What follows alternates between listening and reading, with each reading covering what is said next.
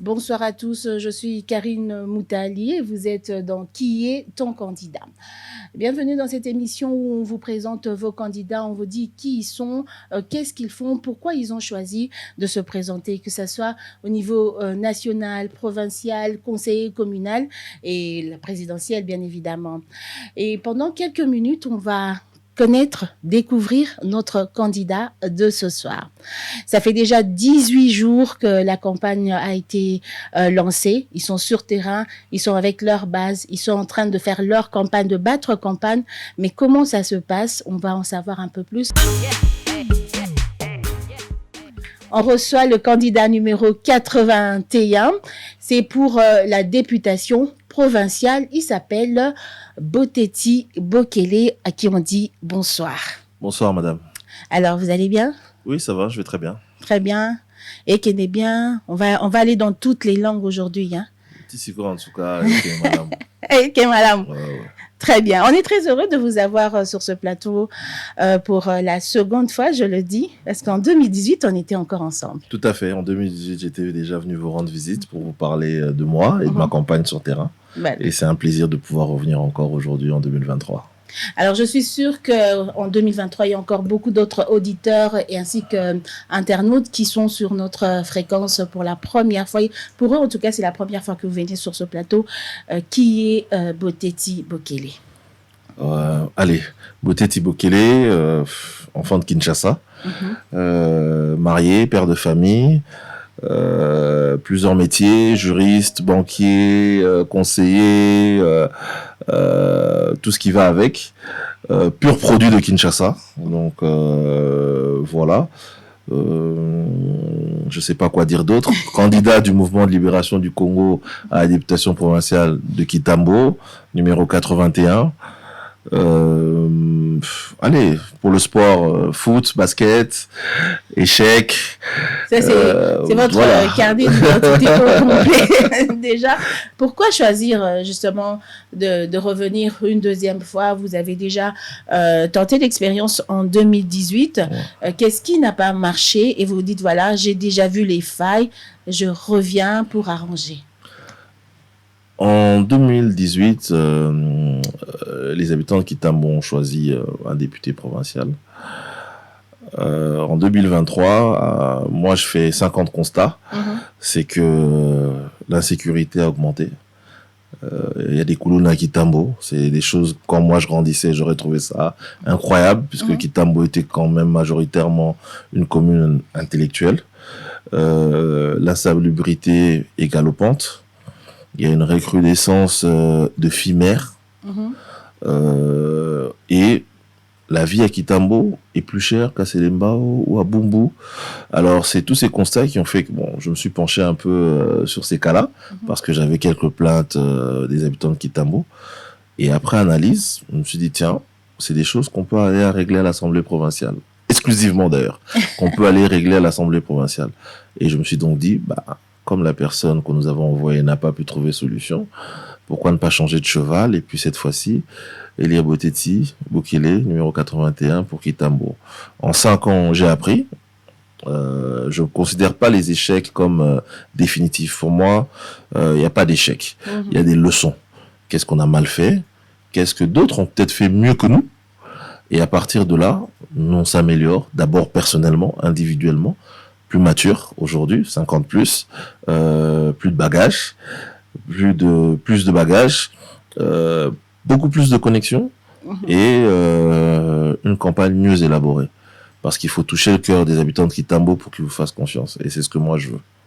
Alors, c'est vrai que vous êtes dans un mouvement, vous êtes là vous êtes candidat provincial pour le compte du mouvement de libération du Congo.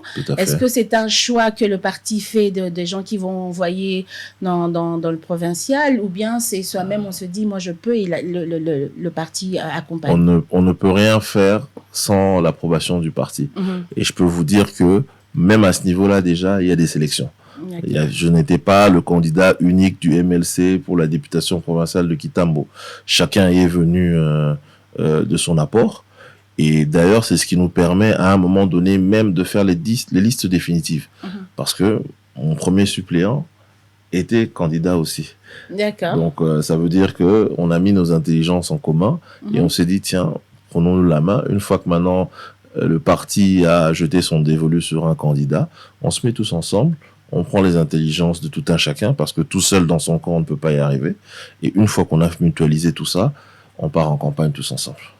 Il y a combien de sièges pour le provincial au niveau de Kitambo et vous êtes combien à concourir? Il y a un seul siège à Kitambo et il y a 101 candidats. Wow. Et c'est pourtant un des ratios les plus faibles des candidats provinciaux. Je pense que le plus bas de ça doit être Ngiringiri avec 98 candidats. Tout le reste est supérieur à 101 candidats. Même Gombe ou Lingwala sont supérieurs à 101 candidats pour un seul siège. Un seul. C'est partout, ça va être un seul siège. Il n'y a non, pas de. Non, il y a des exceptions. Par exemple, quand on prenait Ngaliema, je crois que c'est 3 sièges. Quand on prenait Limité, je pense aussi que c'est 3 sièges, et ainsi de suite. Mais qu'est-ce qui fait ça? C'est les électeurs qui se sont enrôlés. Pour Kitambo, on a 62 000 électeurs. Donc, ça fait un siège, parce que je sais qu'en 2018, la barre, c'était 50 000. Ça fait un seul siège. Gombe, pareil. Lingwala, pareil. Alors, dès que vous dépassez les 150, les 160, vous avez droit à beaucoup plus de sièges. Et Belango Boza, na Kitambo, 101 personnes. Au Boza, on a pris un siège moko. Candidat numéro 81, Boté Tibokele, Azo. Pensez qu'on se démarquait pour 62 000 wananion sotoza topunaraï. Bon, déjà, moi, je crois beaucoup aux signes. Kitambo, on a 8 quartiers.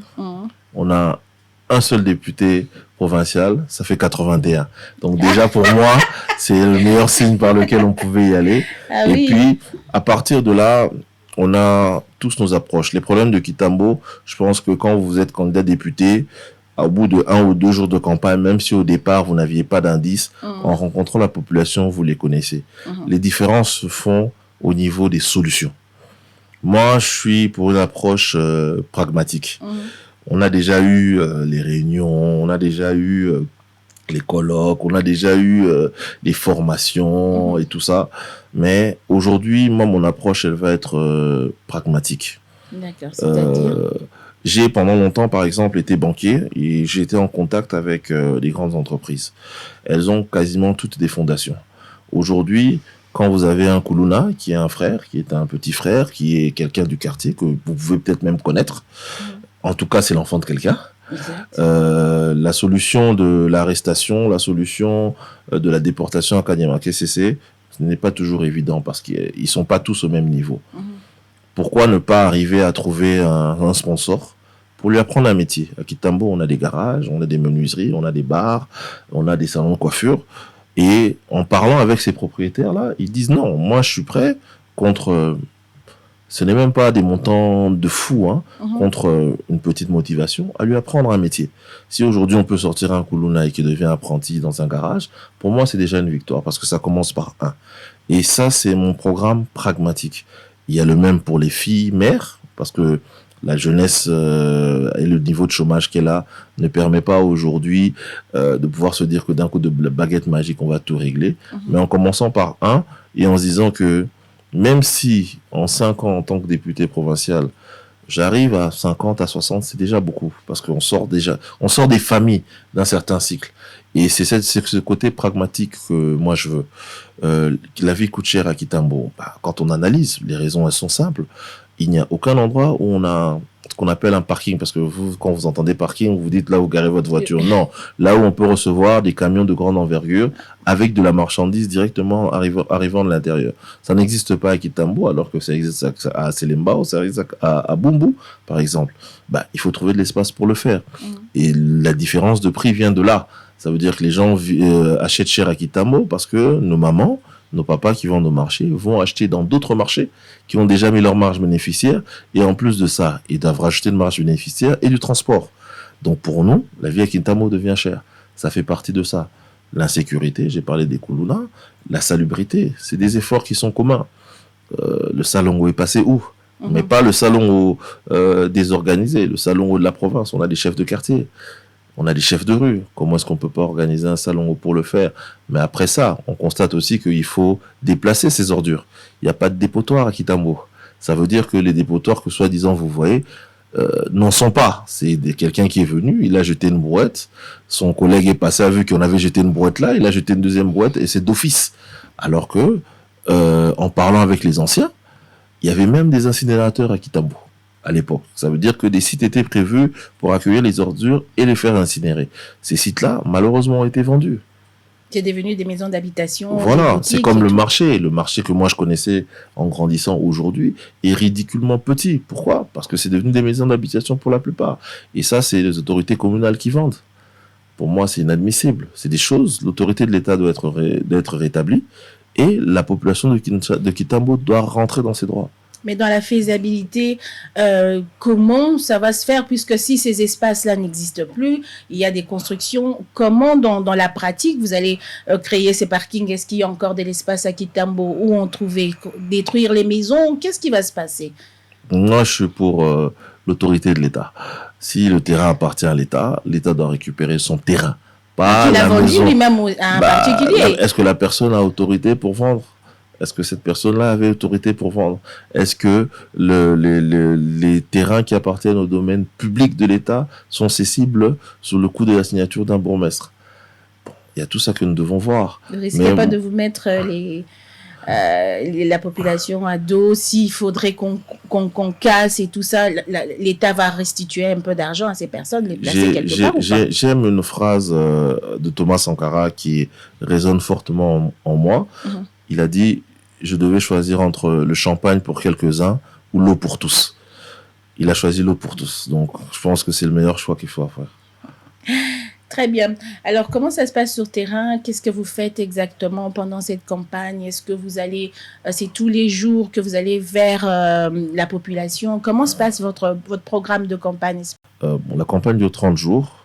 Quand elle commence, on a l'impression qu'elle est courte, hein, cette période-là. Mais c'est vrai que c'est extrêmement prenant, surtout quand on la fait tous les jours, comme moi. Je commence le matin. Tous les jours. Il y a du porte-à-porte. Il y a de l'affichage. Heureusement qu'il y a des sociétés qui font les grands affichages. Donc ça nous évite la tâche. Mais l'affichage de petits flyers, la distribution de petits flyers, le collage de petites affiches, ça on le fait nous-mêmes. J'essaie en tout cas le plus possible de participer parce que les gens doivent sentir un lien entre la personne qu'ils vont élire et eux. Ils doivent savoir que cette personne-là circule dans les mêmes rues qu'eux et ne passe pas dans des jeeps ou dans des voitures fumées en montant les vitres et en ayant des chiens chez lui à la maison. Non. On doit savoir que la personne est abordable, que la personne elle est comme vous, que la personne connaît Kitambo, que la personne est prête à continuer à être elle-même, même après avoir été élu. On est des êtres humains normaux, hein. Et j'aime aussi le terme utilisé aux États-Unis. Quand vous êtes député, vous n'êtes que représentant. Là-bas, on dit monsieur le représentant.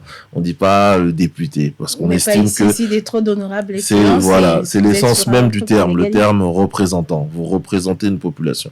Ce terme-là me plaît même plus que député. Ça me donne envie de vous poser justement cette question.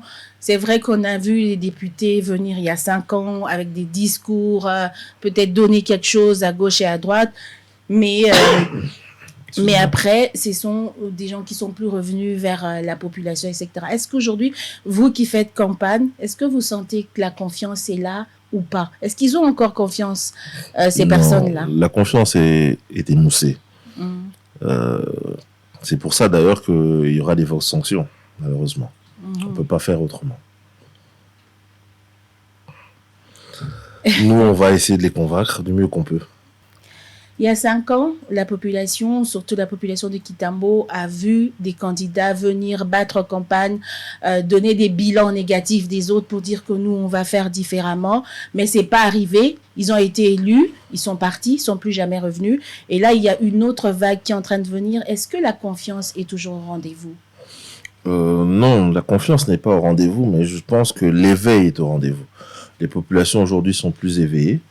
Je suis d'ailleurs agréablement surpris quand j'arrive à certains endroits et on te dit non, mais ne nous emmène pas de t-shirt, ne nous donne pas de pagne. On veut que tu reviennes avec des solutions qui sont concrètes. On veut que tu ne partes pas. Donc, ne nous donne pas tout ça parce que si on prend tout ça, on aura l'impression que tu nous achètes et que après tu pourras te permettre de partir.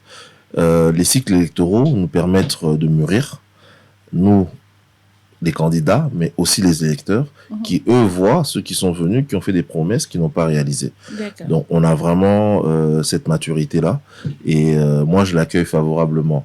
Parce que c'est cette maturité-là qui va nous permettre d'emmener le pays vers l'avant.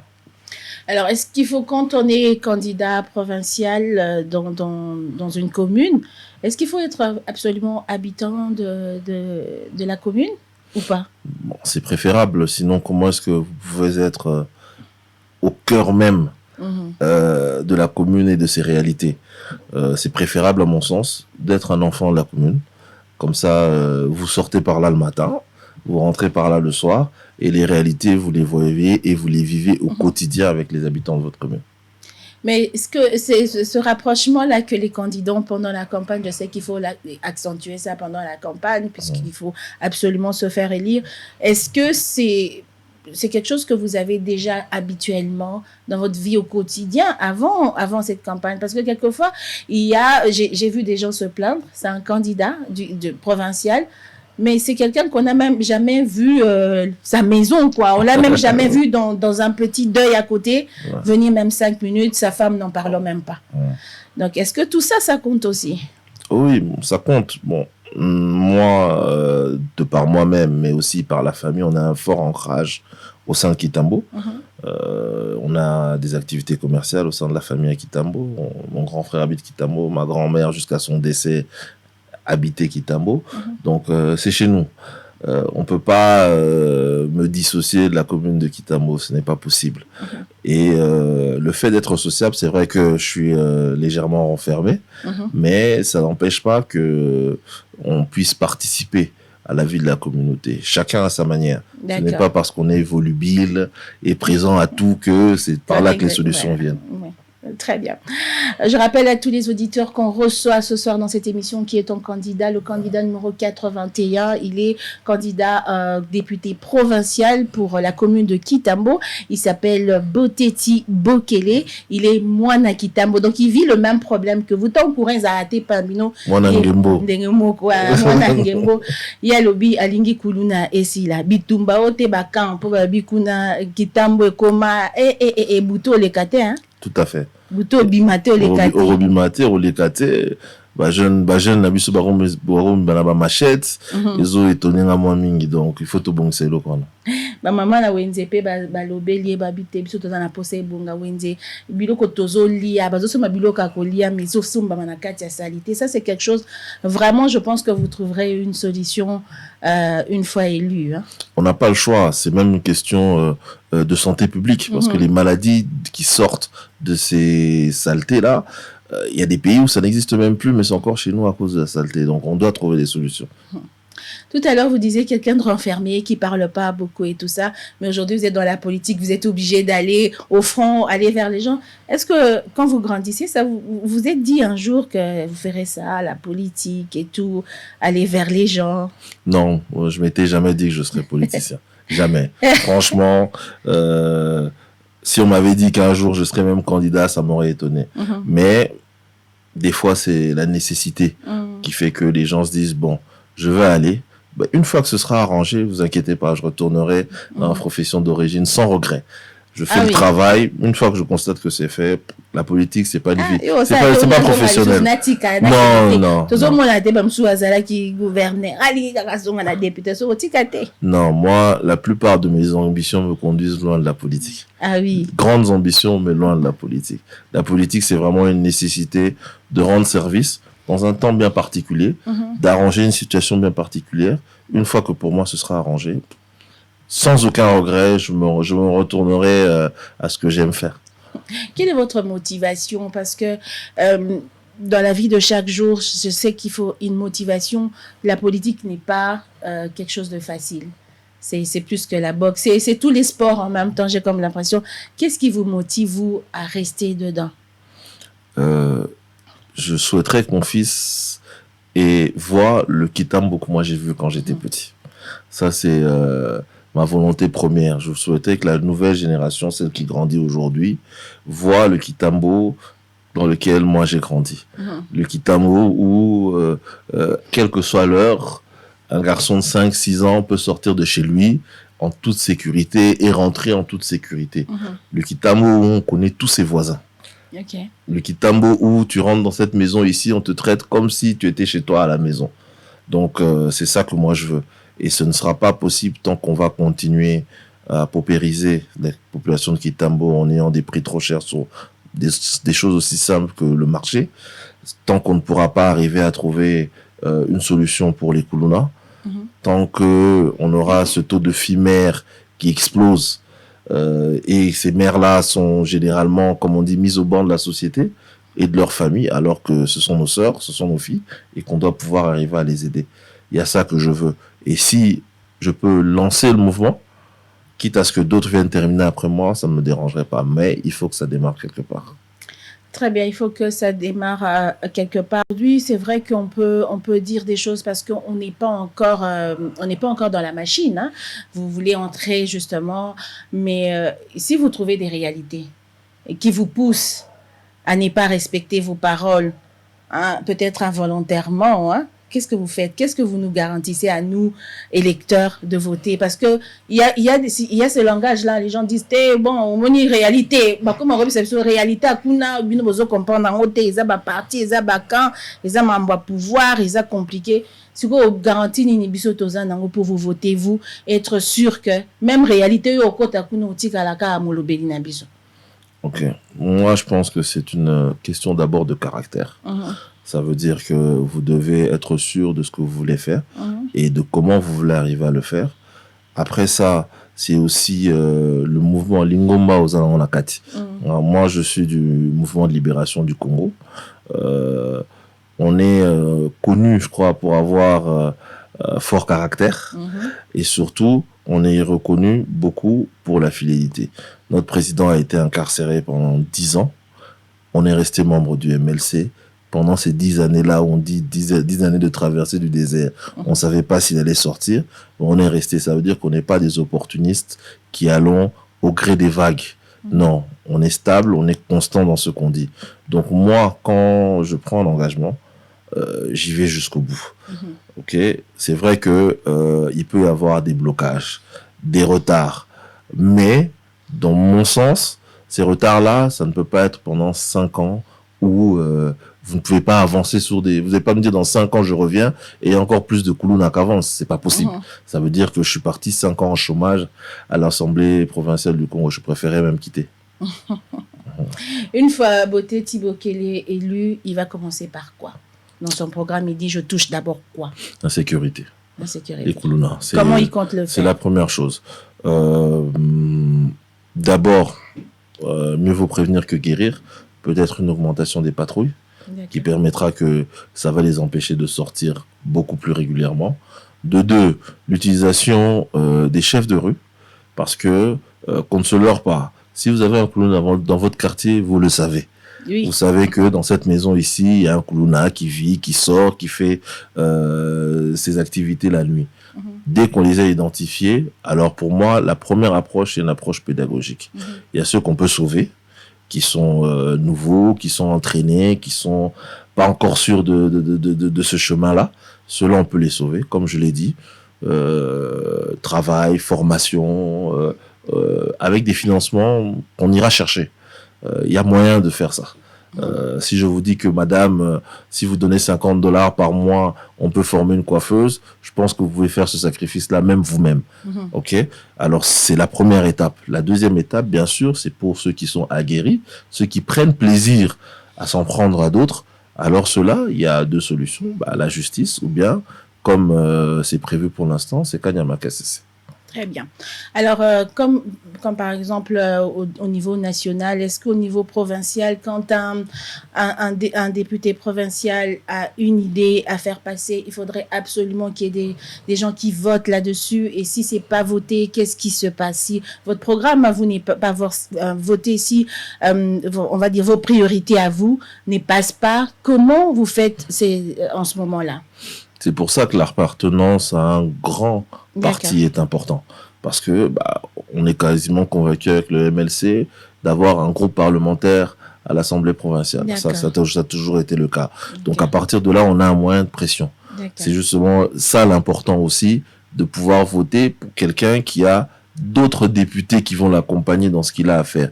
Comme je l'ai dit dès le départ, il n'y a rien qu'on puisse faire seul. On a besoin de tout le monde. Et nous, en tant que mouvement de libération du Congo, on en a déjà discuté au sein du parti. Ça veut dire que quand on doit vous sélectionner, on vous sélectionne pas parce que vous vous appelez Boteti, parce que vous êtes soit beau, soit parce que vous avez de l'argent, soit... Vous avez un nom. Non, pas du tout. On vient et puis c'est par rapport à ce que vous proposez et aux problèmes que vous pouvez régler au sein de la commune. C'est ça qui fait partie, c'est ça les critères de sélection. On vient pas là pour dire que voilà, c'est le neveu de tel, c'est le fils... Non, on vient là avec un programme, on s'explique et puis on décide au sein du parti. Donc voilà. Alors, j'ai envie de poser une question qui n'a vraiment rien à voir avec les élections, avec la campagne et tout. Je vais y revenir. Mais j'ai vraiment envie de poser 2 ou 3 questions sur vous. Parce que faire ce métier, laisser un peu son métier de tous les jours pour aller entrer au niveau provincial, se battre pour une population, que vous êtes vous-même population de ce coin-là et tout, c'est pas évident tous les jours. Qu'est-ce qui vous aide à tenir ? Est-ce que vous avez des moments de faiblesse? Qu'est-ce qui vous aide à tenir? Bien sûr, comme tout le monde, il peut avoir des moments de doute. Mais ces moments de doute-là sont rapidement balayés parce que quand vous vous souvenez que en n'étant même pas député, vous avez pu aider 1, 2, 3 personnes et ce que ces personnes-là sont devenues, vous vous dites, avec une validation officielle d'une population, vous pouvez faire encore plus. Et c'est ça qui peut-être me motive quand j'ai des fois des difficultés à démarrer, j'ai des fois des difficultés où je suis découragé par une solution, par un problème qui ne trouve pas une solution immédiate. Je me dis que non, on doit persévérer. Comme j'ai dit, pour moi, l'échec, ça n'existe pas. Ce sont des leçons que je tire. J'ai mal fait quelque chose ou bien je ne l'ai pas pris dans le bon sens et je dois le corriger. Mais ce n'est pas que je m'arrête, je continue toujours. Quelle est votre plus grande peur ? Dans la vie personnelle, mais aussi dans ce métier d'homme politique. Qu'est-ce qui vous effraie? Est-ce qu'il y a quelque chose qui vous êtes humain, je pense que ça arrive. Ouais, je pense que c'est d'être insignifiant avec le mandat qu'on va me donner. D'accord. Ça veut dire sortir de là en n'ayant rien produit, rien arrangé et rien fait pour la commune et pour les gens qui m'ont soutenu. Je pense que c'est ma plus grande terreur. C'est vraiment ma plus grande terreur. Qu'est-ce qui vous détend quand tout va mal? J'ai vu quelqu'un qui m'a dit, c'était vraiment quelqu'un qui a presque la cinquantaine. J'ai dit, mais qu'est-ce qui vous détend? Il dit, jouer au play. J'ai regardé, j'ai dit, pardon, allô? Jouer au play. J'ai dit, je ne savais pas qu'il y avait des papas. Avant la PlayStation, ça me détendait. Ah oui. Depuis que mon fils a commencé à me battre, ça me stresse plus qu'autre chose. Donc, j'ai décidé d'arrêter. C'est le maître. Il est devenu le maître. Ouais, voilà. Donc, maintenant qu'il commence à me battre, ça me stresse plus qu'autre chose. Donc, j'ai arrêté. La natation. Ah oui. Ça calme l'eau, j'aime bien. Et c'est d'ailleurs ce qui me des fois m'attriste parce que avant, quand il commençait à pleuvoir, on sortait dans la rue pour jouer. Aujourd'hui, on vous dit ne sortez pas parce que Rochola, ou qu'il n'a qu'un niveau coufi. Et c'est ce qui arrive à une maman. Voilà, c'est ce qu'il y a. Comme je dis, ça veut dire que c'est des plaisirs qui, même pour mon fils, sont des choses qui ne peut pas. Ça n'existera pas pour lui. Donc voilà, c'est ça. L'eau me calme beaucoup. Très bien. Votre force. La confiance que les gens me portent, la confiance des gens qui m'aiment et qui ont confiance en moi, c'est ça qui est ma force. Il n'y a rien que je fais seul. Quand je viens ici, il y a des gens qui sont derrière qui m'ont dit bon, j'espère que ça va bien se passer, sois toi-même. Quand je vais sortir d'ici, on va m'appeler pour me dire comment ça s'est passé, comment tu t'es trouvé. Quand on le diffusera, ils seront là à l'écoute et me diront tiens, ici il y a eu ça, mais la prochaine fois ce sera soit mieux, soit ne change pas, c'est parfait comme c'est. La force dans la diversité.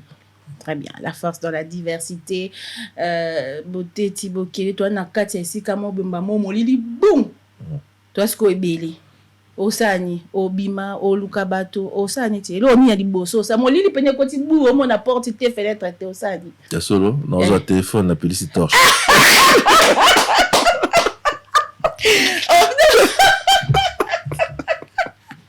Non, tu m'as bien eu. Il fait de l'ouvre la téléphone. En tout cas, très bien. Merci. Merci pour cette réponse. Voilà, fidèles auditeurs et internautes, notre invité en tout cas de ce soir, vous le voyez, c'est un humain parce que d'habitude on pense que quand un homme est dans la politique et tout, tout va bien chez lui. Alors qu'on oublie que c'est un être humain, il faudrait qu'on puisse soutenir, savoir aussi ce qu'il peut avoir des faiblesses, il a aussi des forces, il a des particularités. Alors, est-ce que il y a quelque chose qui garantit la réussite? Comment on fait pour se dire, voilà, moi j'ai battu ma campagne, mais moi-même je me dis qu'il est impossible que je ne fasse ça. J'en parlais ce matin avec un ami avec qui on a fait l'école secondaire. Et je lui disais que je fais tout pour n'avoir aucun regret. Ça veut dire que pour pas que je me dise, tiens, ce mercredi-là, je voulais sortir le matin, mais je suis resté à la maison, j'aurais dû sortir. Non, je me lève, je sors, je veux avoir aucun regret. Une fois que vous avez donné le meilleur de vous-même, il n'y a pas d'échec possible. Même si vous n'êtes pas élu, vous n'avez pas échoué parce que vous avez donné le maximum. Alors là, il faut venir la prochaine fois, mieux préparer, mieux entraîner et augmenter la hauteur du maximum. Mais vous ne pouvez pas donner plus que ce que vous avez. Alors pour passer, il faut avoir combien de voix finalement? Le plus possible. Le plus. Une de plus que son adversaire. Ah oui. Une de plus. Il n'y a qu'un seul siège, donc on est 101 candidats. Que parfois on dit c'est à partir de 10 000 votés non, il n'y a pas ça. Si mon adversaire a 1000, moi j'ai 1001, je suis député provincial de Kitambo. Si j'ai 10 001 et il a 10 002, c'est lui qui est député provincial de Kitambo. Donc il faut juste avoir plus de voix que son adversaire. Il n'y a pas de calcul. C'est pour ça que je dis que je fais tout pour n'avoir aucun regret parce que je ne peux pas calculer. Je ne peux pas me dire, tiens, à 10 000, je suis tranquille. Bon, peut-être que lui, il a 11 000. C'est ça. Voilà, donc on donne tout. Qu'est-ce que vous voyez après ces 30 jours de campagne? Quand vous vous projetez, qu'est-ce qu'il y a devant pour vous? Vous attendez quoi devant? Vous voyez quoi devant? L'Assemblée provinciale de Kinshasa, déjà. Ça, c'est la première vision que j'ai. Mais je pense que dès que je serai élu, donc dès que M. Kadim aura cité mon nom le 31 décembre... Très confiant. Ce sera... parce qu'il m'est déjà arrivé d'avoir d'autres responsabilités importantes. Et la première réaction que j'ai, surtout, c'est le poids de la responsabilité.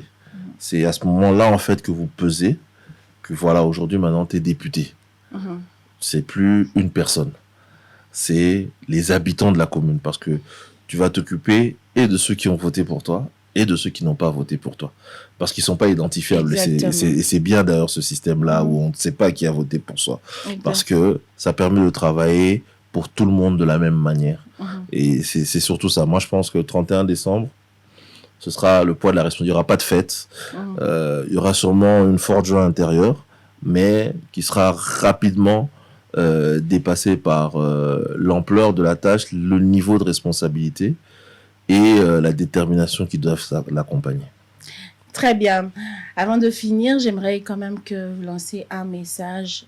Le 20, quand on sortira le matin, les habitants de Kitambo, ces habitants-là, hommes, femmes, Mama Wende, ata mutana simbara macheti, personne na carte d'électeur nae, a rokendepe ko voter. Yo eloko nini ko yebisa po pousser pe ata ngazo kenda habiter ngaka 81 nde ifo na ja. O na royano lango na lingala. Ba papa, ba maman, bilenge à Kitambo. Le 20 décembre, eza mokolo tokende poto pona, député provincial ya Kitambo. Muto oyo pendant 5 ans, à côté la biso makamunyo so zotambola te na commune na biso. Nazo yebisa bino ke nga na kozala na bino. Ngai pendant 5 ans, ne bomona ngai déjà beaucoup continuer komona ngai. Ngai pendant 5 ans, bon objectif na ngai est précis. Toko tal la makambo insécurité, toko tal la makambo insalubrité, toko tal la makambo vie chère au tozana ki nangona Kitambo, makambo problème au tozana na ba wenze. Yango na mterozala ba axes principaux ya campagne na ngai. Ya mandat na ngai. Et le nyonso na osala ngo pona bato ya Kitambo, ba ressortissant Kitambo, bana ngembo. Bangonde ba la priorité na ngai. Et là, on se ko intéresser à l'Assemblée provinciale les athées. Kaka bino na pona lobby esalake makambo nyonso ezala ya kobonga. Ndenge slogan nanga campagne lobaka Kitambo tokende liboso.